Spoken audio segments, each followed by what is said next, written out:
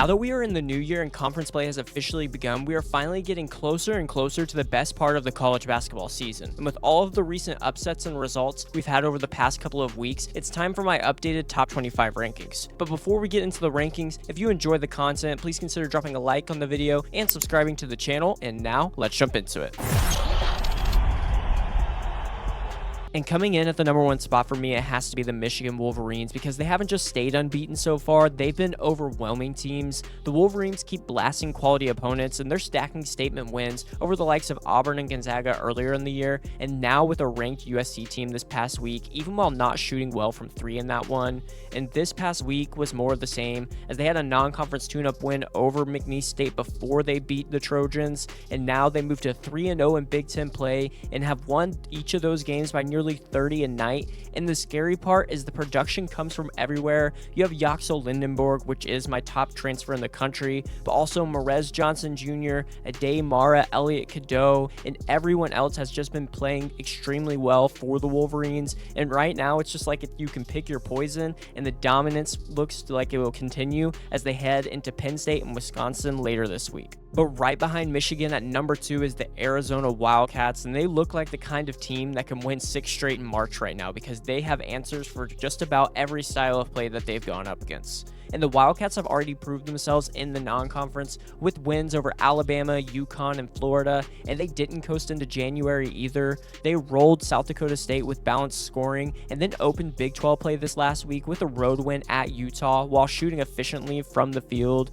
And freshman Koa Pete continues to drive the ceiling of this team, and the depth is real, as they have 6 double-digit scorers currently, and add in elite metrics including a top-tier defense, and it's easy to see why Arizona feels like a title-level squad as they ramp up further into Big 12 play against K-State and TCU next. But close behind both of those teams at number 3 is the Iowa State Cyclones, and their undefeated start isn't a fluke, as it's built on consistency and a team identity that travels, especially on the defensive end. And the Cyclones grabbed national attention earlier in the year with that big win at Purdue, and even though a softer December stretch was what they had, they kept stacking confident performances, and this past week was businesslike as they handled Houston Christian and then opened Big 12 play with a convincing win over West Virginia. And Joshua Jefferson continues to pop as a do-everything engine for the Cyclones, and add in Taman Lipsey and Milan Momcilovic, who has provided that headline offensive punch, and this is one of the best trios in the entire country.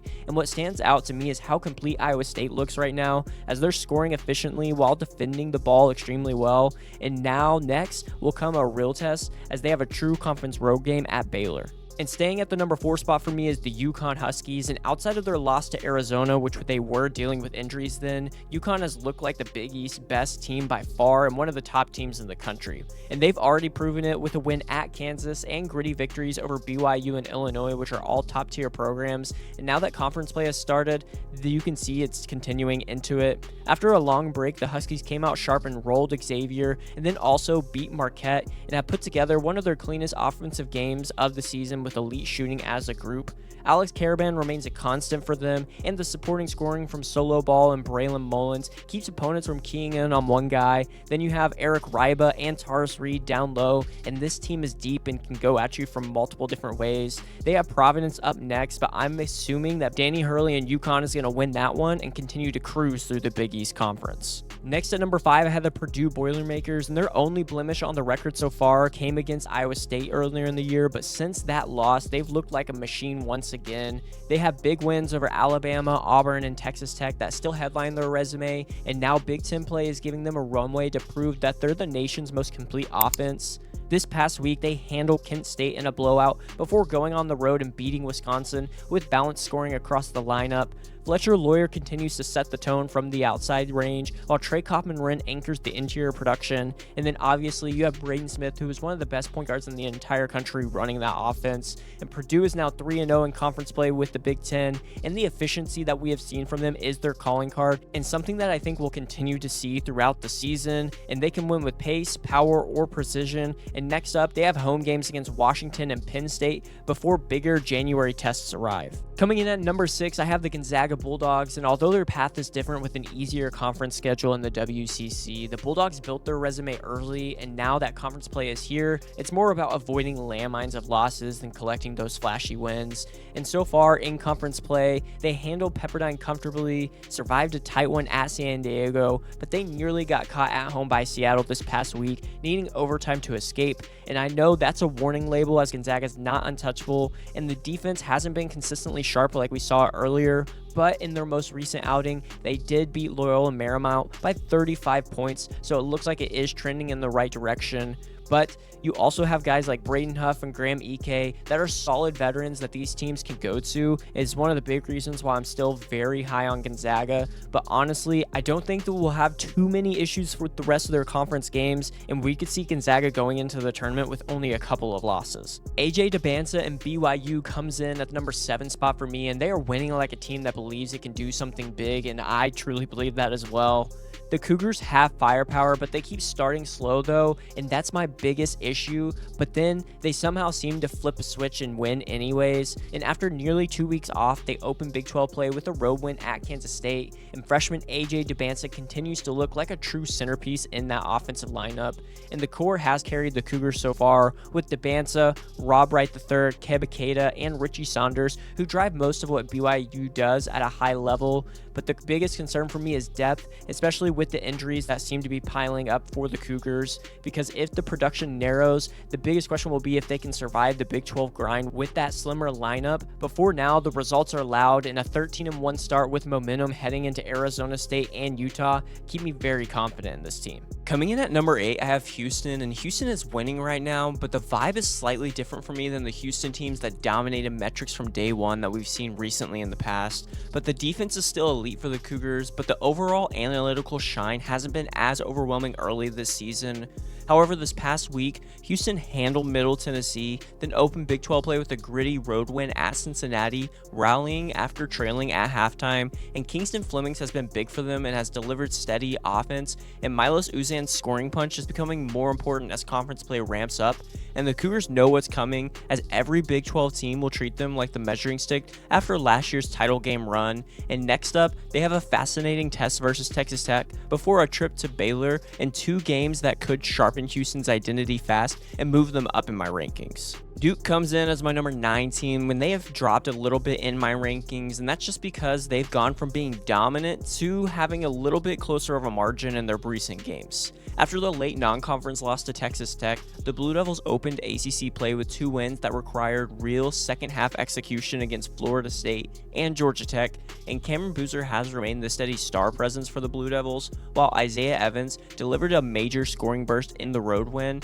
But the bigger storyline is rhythm for the Duke Blue Devils, as they have looked unusually shaky early in games and forcing themselves to respond under pressure instead of controlling the game from the tip. But the good news is they're still finding ways to win, and they're currently 2-0 in the ACC, and the next stretch matters as they head to Louisville and then have a home game versus SMU, because these are 2 of the better teams in the ACC right now. And rounding out my top 10, I have the Vanderbilt Commodores, who find themselves in my top 10 for the first time this season. And the Commodores are currently unbeaten and have stacked quality wins, including wins against St. Mary's, SMU, and Wake Forest, and they've done it in multiple settings, not just at home. And this week followed the same script, as they had a blowout in their final non-conference game, then an SEC road win at South Carolina to start league play. And Tyler Tanner has been central to the offense's pace and creation, and Vanderbilt's analytics have backed up the eye test as they're top 10 in most of them.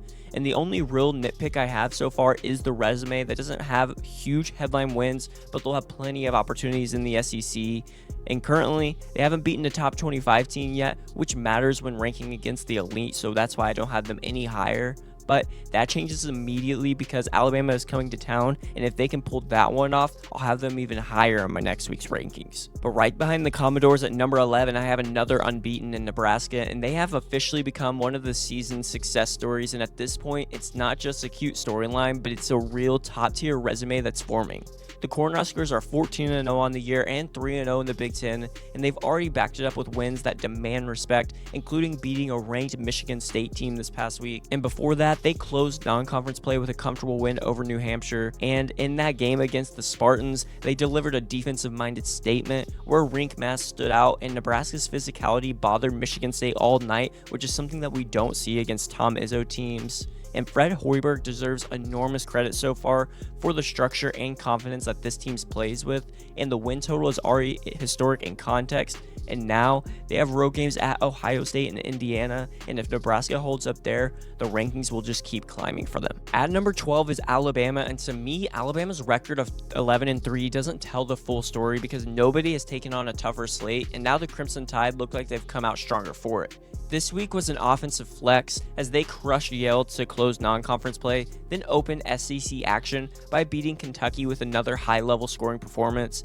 Aiden Holloway and LeBaron Philon have been elite and are just looking like one of the best backcourts in the entire conference, and the analytics love them right now too, as their recent offensive stretch has been elite, and when Alabama is making threes, they can overwhelm anyone, and it's just truly tough to beat them. The defense will always be the conversation with this team, but the ceiling that this team has is undeniable, and the next game is massive as Alabama goes to an undefeated Vanderbilt, which is a perfect early January measuring stick for both teams. Coming in at number 13, I have Michigan State, and honestly, it feels like the Spartans are still building towards their final form, and this week showed that. The Spartans closed non-conference play in a shootout win over Cornell, with Jeremy Fears Jr. driving the offense late and winning, but then they hit their first Big Ten stumble in a tight road loss at Nebraska. In that game, Jackson Kohler was great and very productive inside, but Michigan State's issues were more about execution as there were sloppy mistakes, a disrupted rhythm, and not enough clean offense late to pull the game out. But the encouraging part about this is that the problems didn't look structural, they more looked like focus than flaw, and Tom Izzo's teams usually respond well when they get punched. But still, the Big Ten won't forgive repeat performances like that, so they do need to turn it around. But the Spartans get a chance to reset quickly with 3 straight home games, starting with the ranked USC matchup next. Next is Arkansas at number 14, and they're starting to look like a team that's catching fire at the right time, and it's happening behind a freshman-driven offensive surge in Malik Thomas and Darius Acuff Jr. They have early losses to Michigan State and Duke, which weren't alarming, but since then, the Razorbacks have found some real momentum, highlighted by notable wins before the new year, and now a ranked SEC win to open league play. This week, Arkansas rolled James Madison, then beat a ranked Tennessee team in their conference debut, with Darius Acuff Jr. and Malik Thomas providing the headline scoring punch, and the identity is clear now as they play with pace, pressure, and have young talent that can create shots late. And the bigger question is whether the production travels, because the next 2 games are brutal road tests at Ole Miss and then at Auburn. But if Arkansas survives both of those, they won't be just improved, but they'll be a real SEC threat, and I actually have them as my prediction to win the conference this year. Coming in at number 15, I have Illinois, and they're trending in the right direction, and not just in wins, but in the way that they're actually playing. The Illini own quality victories over Tennessee and Texas Tech already this season, and even with some earlier turbulence in the year, the metrics have stayed strong. This week, they wrapped up non-conference play with an easy win over Southern, then went on the road and beat Penn State to grab another Big Ten victory, and Kylan Boswell has been a reliable lead presence at the point guard position for the Illini, and David Markovitz's interior production continues to matter in tighter conference game. But for me, the big storyline has been Keaton Wagler, as he has looked unstoppable as of late. And the most notable shift lately, though, has been on the defensive end, which is where they were having issues earlier. But Illinois has stacked some of its best stops of the season recently, which raises the ceiling in league like the Big Ten, especially if that defense keeps coming along like we see.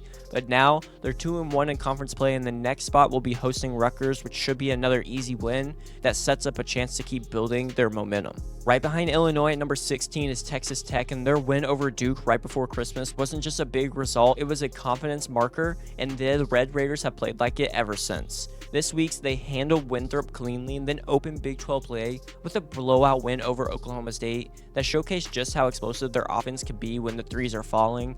Christian Anderson has been the headline scorer lately, and JT Toppin's inside presence gives them real balance so opponents can't just chase shooters. But the concern still remains the depth in the defense because the Big 12 punishes teams that rely too heavily on their starters, and that's exactly what Texas Tech does. But right now, the trend that we see with the Red Raiders is undeniable, and 4 straight wins equals a rising momentum for them. And the next game, though, will be a reality check as we'll see the Red Raiders take on Houston on the road. But if Texas Tech can score that the way that we've seen, I actually think they have a chance to beat them. I have North Carolina as my 17th ranked team, and they have been solid for most of the season, but this week reminded me how thin the margin can be in the ACC. The Tar Heels handled Florida State at home, with Caleb Wilson continuing a strong freshman season and Seth Trimble providing a scoring punch that was much needed as he was hurt for the past month. But then they lost on the road at SMU, where the defense simply didn't hold up in the second half. And I know it's not panic time, but I had to drop UNC in my rankings. But they still do have some big wins on their resume, including Kansas and Kentucky, which keeps them in my top 20. But this loss highlights the main question that I have, is if they can consistently guard at a high level when the pace ramps up like we saw from SMU. But if this defense wobbles, I do think conference play can get messy fast. But the good news is that they have a chance to reset immediately back at home against Wake Forest. And if they can respond well, I think it'll just be one bad defensive night and not a trend that we see from the North Carolina. But a team that has jumped in my rankings this week is Georgia at number 18, and they're winning in ways that don't always look pretty, but the wins stack, and the Bulldogs have stacked a lot of them at 13-1. And currently, shooting from deep has been a season-long concern at times, yet it hasn't derailed the results as of yet. And this week, Georgia trailed at halftime against Long Island before pulling away late, and then delivered a statement in their SEC opener by beating Auburn in overtime. And Jeremiah Wilkinson's breakout performance in that win showed the upside of this roster when the offense is clicking. And Georgia's scoring pace has them among the nation's top offenses by points per game. And so far, the resume isn't loaded with elite opponents yet, but SEC play will give them an opportunity to fix that quickly. And now they head into a pair of road games, including a major early test at Florida, which will be the kind of spot that can tell us if Georgia is for real or if they just had a solid start. Coming in at number 19, I have Iowa, and under Ben McCollum, it's starting to feel like the classic new coach, new success story, and the Hawkeyes just delivered their biggest early season statements so far. This week, they handled UMass Lowell comfortably, then opened Big Ten play in the new year by beating UCLA, which is a win that instantly changes how you have to view this Iowa team, in my opinion.